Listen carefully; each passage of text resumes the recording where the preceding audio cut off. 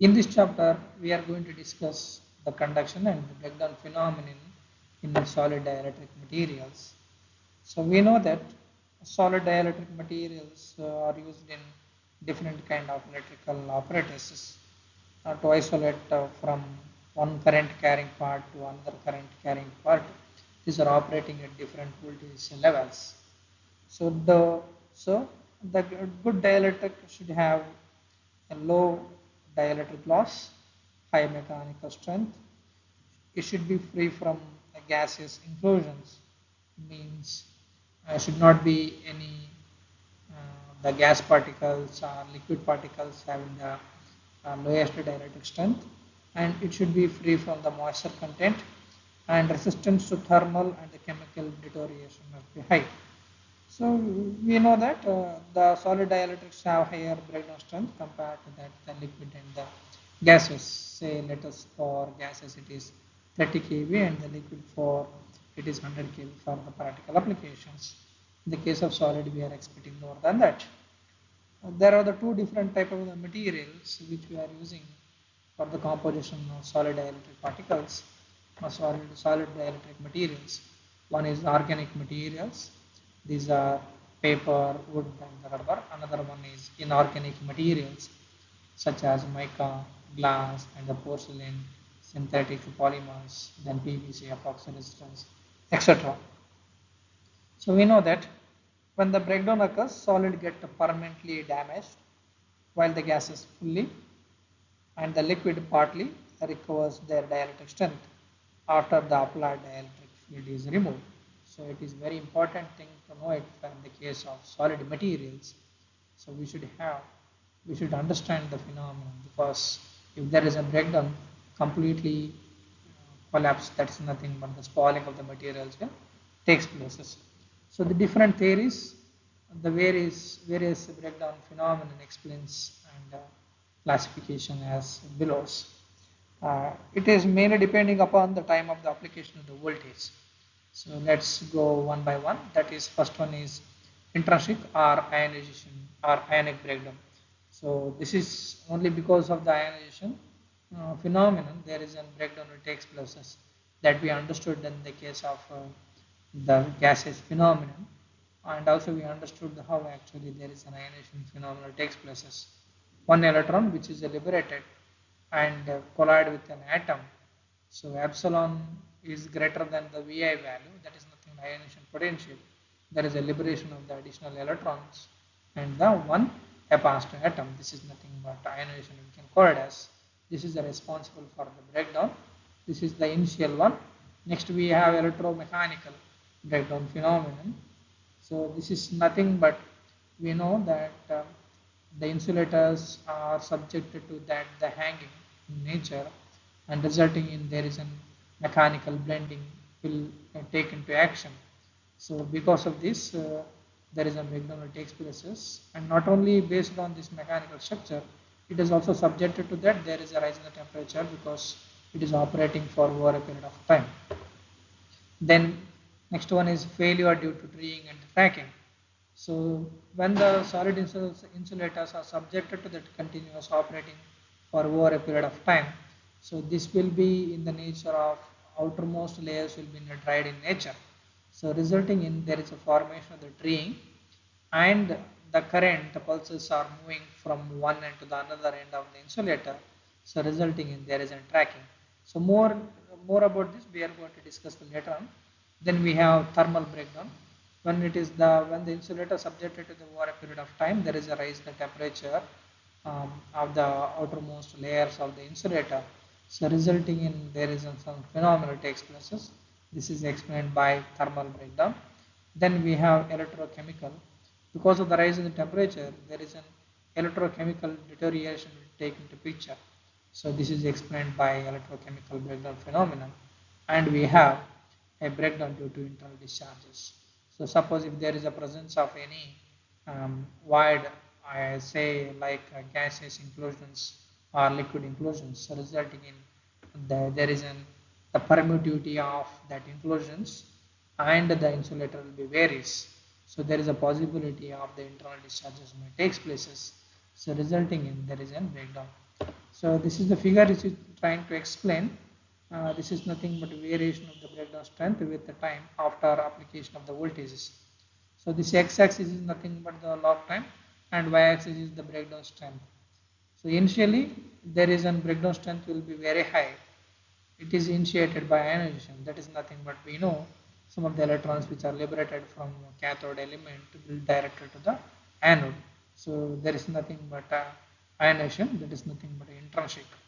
Then it is followed by electromechanical bending. So resulting in we know that.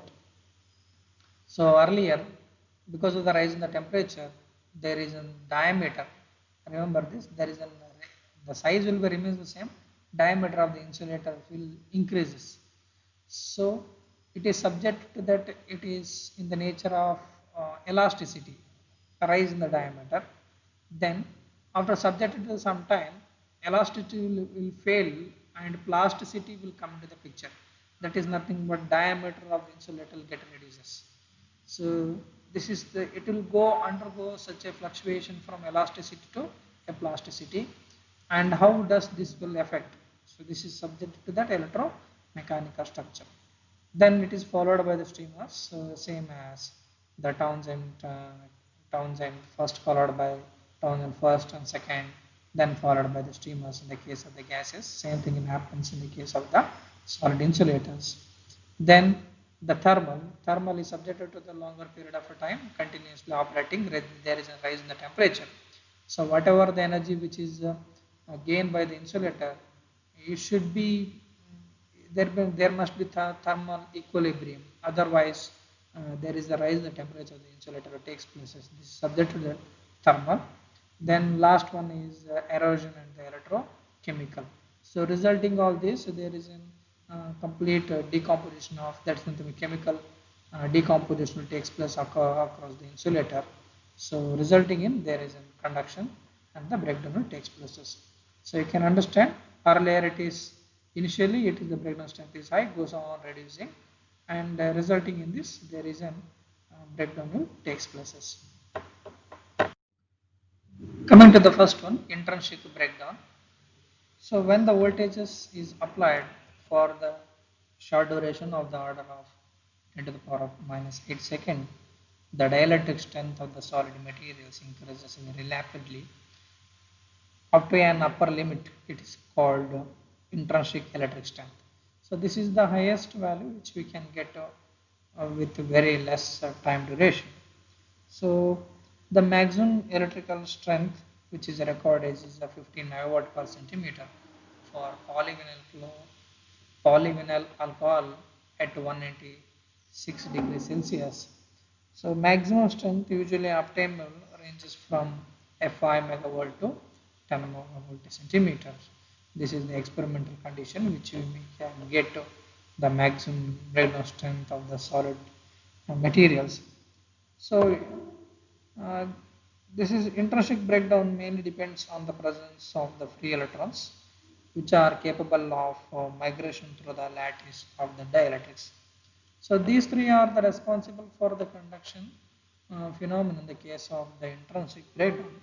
So usually there is some number of conduction electrons will be present in the solid dielectrics along with some structural imperfections, or sometimes both will act as a trap for the conduction of the electrons up to a certain range of electric field and the temperatures. So when these are exceeded, additional electrons will be liberated or liberated, and these electrons participate in the conduction process. So this is how we understood the case of ionization phenomenon. Based on this, there are the two principles which is going to explain. First one is electronic breakdown, and another one is valence or streamers breakdown. So this is the same as how actually there is a conduction is takes place in the case of the gases phenomena. So let's go for first one, electronic breakdown.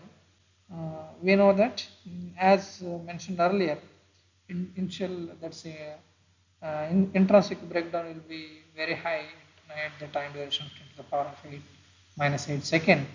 So initial density of the conductions or the free electrons we are assuming to be very large, because something how actually we consider by applying there is a high voltage across both the cathode and the anode side, or UV light is falling on the element in the case of the gas. Like we are assuming that there is a number of the electrons which are present at the initials are large, and electron collisions occurs, so resulting in this phenomenon. So when the electric field is applied, because of this, there is an electrons will gain the energy by the electric field, and cross of the forbidden energy gap from the valency to the conduction band. So this is a repeated process. So resulting in there is a more number of the electrons which are liberated. Eventually, there will lead to that there is a breakdown phenomenon. Just we are assuming that for the period of 10 to the power minus 8 seconds. So at the initial, we should make sure that there is a large or huge number of the electrons to be participate in the process, and resulting in there is a breakdown phenomenon takes places. And coming to the second one, we have avalanche or streamers breakdown phenomenon. Avalanche or streamers breakdown. So this is nothing but it is similar to the breakdown in the gas due to the cumulative ionizations. So there will be a breakdown occurs when the electron avalanche bridges the gap between the two electrodes. So an electron within the dielectrics, it will start from cathode, will drift towards the anode, and during this motion gains the energy because of the electric field, and it will lose the energy because of the collisions.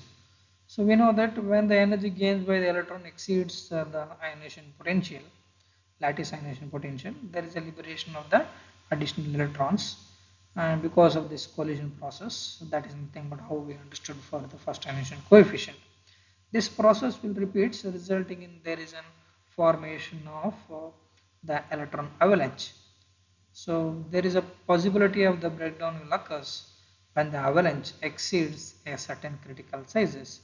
So in practice, breakdown is not occurs by the formation of the single avalanche itself, but occurs as a result of the many avalanches within the dielectric and extending step by step through the entire thickness of the material. So this is nothing but we can explain the same as uh, the conduction because of the Townsend first ionization coefficients. So there is a liberation of the electrons, free electrons will move from one electron to another electron. So there is a collision. So because of the electric field, it will gain the energy, and because of the collisions, and it will lose the some part of the energy. So when this is happens continuously, there is a too many number of the electrons will liberating. So resulting in there is an avalanche will takes places between the two electrodes. So if it is could not able to withstand that, there is an initiation of the streamers will takes places between the two electrodes. So we should assume that there is no single streamers will participate in that. There is a too many number of the streamers. So when the streamers could be able to initiate between the two electrodes, there is a possibility of the conduction. Resulting in the conduction, there is a breakdown will takes places. With the help of the some experimental conditions, we are trying to explain that this is the point to plane. Let us assume that point is connected to the source and plane is connected to the ground side. So this is nothing but there is one electrons which is liberated, and because of the electric field between these two, it will gain the energy and start drifting from one electrode to the another electrode. So you can see that it having the too many number of the branches. So this is nothing but it is not followed by the single one. This one, which one having the crosses from one electrode to another electrode, we can call it as it is a leader. It is a leader is followed by the too many number of the followers. So leader is responsible for the conduction between the two electrodes. Once the conduction is takes places, there is a possibility of the breakdown may takes places. Let's see, assume that this is one of the streamers which is drifting from one electrode to another electrode, and it have the too many number of the followers. So because of this ionization, it will gain the energy and start for drift from one electrode to another electrode. So like this, it having the too many number of the branches. So where the streamers could able to cross the lattice ionization potential. There is a conduction. This is nothing but we can see it is a conduction. This is the responsible for the conduction between this electrode and the one electrode to the another electrode. Let us from positive to the plane. So these are also things will help in the process of the ionization, but could not able to cross the forbidden energy. So this is nothing but we can say it is a streamers. Once the streamers are initiated means there is a breakdown takes place between the two electrons. This is also same what happens in the case of the solid, but having the too many number of the complex phenomenon in the case of the solid. This is just considering that between point to the plane. Then we have next concept, that is electromechanical breakdown. When the insulators are subjected to the high electric fields, there is a possibility of the failures because of the electrostatic compressive forces, which will exceed the mechanical compressive strengths. Let us consider that if the thickness of the specimen is a d0 value and the compressed thickness is considered as a d under the applied voltage of V.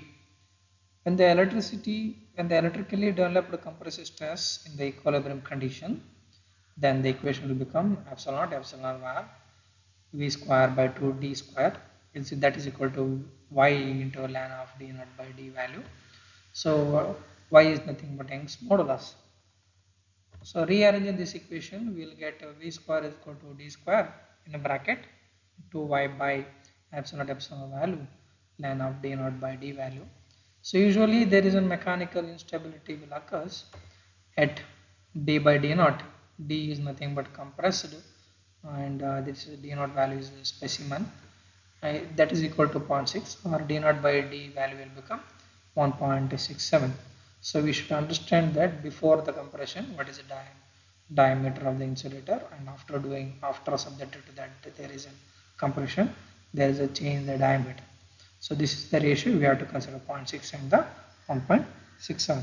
Substituting these values in the above equation, so we will get highest apparent electric stress before the breakdown. We could be able to get that is nothing but E maximum is equal to V by D. Okay, V by D naught, that is equal to, substituting these values, 0.6, it is in the bracket y by epsilon naught epsilon value to the power of half. So this is the equation is only approximately based on the Young's modulus, and it is depending upon the mechanical stress. When the material is subjected to that high stress, theory of the elasticity does not hold good, then we have to consider the theory of the plasticity has to be considered. Then recently this theory has been modified on the concept of fracture mechanism. New mechanism is considered that the filamentary shaped cracks will propagate through the dielectric materials, resulting in there is a both electrostatic and the electromechanical strain energy stored in the material because of the applied electric field. So this is same as the conventional mechanical crack propagation in the brittle materials. These cracks propagate spontaneously if the strain energy release is greater than that required to overcome the toughness of the material. So these are the filamentary cracks type of the filamentary cracks are the responsible for the conduction and the breakdown phenomenon in the case of the electromechanical breakdown. Next we have thermal breakdown. Breakdown voltage of the solid dielectric should increase with its thickness, but it is true only up to a certain thickness. After that, heat generated in the dielectric due to the flow of the current determines the conduction. When the electric field is applied to a dielectric, conduction current, however it is very small, will flow through the material. This will heat up the specimen and the temperature of the specimen rises. The heat generated will transfer to the surrounding medium by conduction through the solid dielectrics, and there is a radiation out from the outer surface. There will be an equilibrium reached when the heat generated, that is when heat used to rise the temperature of the dielectric plus the heat radiated out is equal to the heat generated. Means heat generated, if it is equal to, there is a rise in temperature and some part of the energy is radiated out. The heat generated under DC stress E is given as WDC is equal to, this is for DC, is for the DC supply, E square sigma, it is watt per centimeter cube. So where sigma is nothing but DC conductivity of the specimen. So whereas in the case of the field, the heat generated is WAC is equal to E square F epsilon square tan delta by 1.8 into the power of 12 watt per centimeter cube. And the frequency is nothing, F is equal to frequency, it is in hertz. Delta is nothing but the loss angle of the specimen, and E is nothing but it is in RMS value. So heat dissipated, which is given as Wt is equal to Cv dt capital T by small t, it is a derivative of K gradient T. T is nothing but it is the temperature of the specimen with respect to small t is nothing but the time, where Cv is equal to specific heat of the specimen and capital T is nothing but temperature of the specimen and K is nothing but thermal conductivity of the specimen. Small t is the time over which the heat is dissipated. So when the equilibrium is reached, the heat generated in the case of AC and the DC is equal to that heat dissipated. In the practice, there is always some heat, it is radiated out. So let's consider that there is a figure, it will explain that thermal instability in the solid, x-axis is nothing but the temperature and y-axis is nothing but heat generated or heat lost. So here we have the two conditions, that is a E1 and E2, and there is a straight line which you can see, it is nothing but the heat lost. So heat lost which is in the straight line, while the heat generated we have the E1 and E2 shown in separated curves. At field E2, the breakdown occurs at both the temperature, it is a TA and the TB. In the temperature range, if that see between TA and the TB, heat generated, which you can see that heat generated is less than the heat lost. It is generated is less than the heat lost for the field E2, and hence breakdown will not occur at these regions. So this is of the great importance for the practicing the engineer for the insulating in high voltage apparatus due to the thermal breakdown. There is a thermal breakdown sets up an upper limit for increasing the breakdown voltage when the thickness of the insulation is increasing. For a given loss angle, the applied stress, the heat generated, which is directly proportional to the frequency, which you can see that in the case of the AC, WAC is directly proportional to the frequency. Hence, the thermal breakdown is more severe in the case of the high frequencies. This will give that the breakdown, thermal breakdown voltages at various materials under AC and the DC applications. So that is conclusion. We can make the conclusion that so AC it is subject to the frequency. So if there is a rise in the frequency, there is a change in frequency, increase in the frequency, there is the heat generated will be, it is of the increasing in the high value. So it is of the great importance to choose that in the size of the insulator subject to the thermal breakdown.